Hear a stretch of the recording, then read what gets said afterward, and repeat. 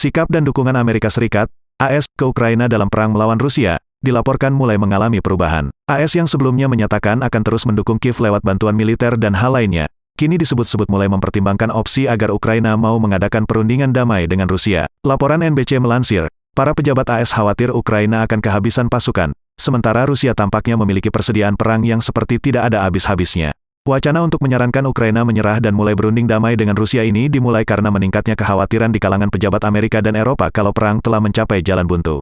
Atau bahkan di mana sebenarnya Rusia sedang mempermainkan Barat dengan permainan dan canda maut perang mereka, dengan tujuan jangka panjang untuk menguras uang dan energi Barat.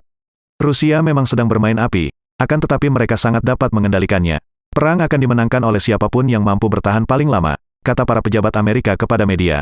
Alasan mengapa kini Barat mulai khawatir diantaranya adalah, pertama, Rusia memiliki jauh lebih banyak stok cadangan tentara yang seolah-olah tiada habis-habisnya, dan membuat Barat mulai frustasi. Sementara Ukraina diakui atau tidak, jelas semakin sulit merekrut tentara. Kedua, Rusia jauh lebih kaya dari perkiraan Barat. Terbukti selama ini segala macam embargo, dan ratusan sanksi telah gagal memiskinkan Rusia. Retorika Barat terlihat memalukan, ketika menyatakan Rusia telah bangkrut, sementara pertumbuhan ekonomi negara beruang merah tersebut secara meyakinkan terus tumbuh di tengah perang. Ini benar-benar kebalikan dari Ukraina, yang hutangnya terus bertambah akibat bantuan jor-joran Barat yang harus dihitung ulang. Ketiga, Barat sudah mulai kehabisan dana. Eropa mulai mengalami masa kemunduran di tengah-tengah kebangkitan bintang-bintang kekuatan Asia seperti India dan Cina yang selama ini jelas mendukung Rusia.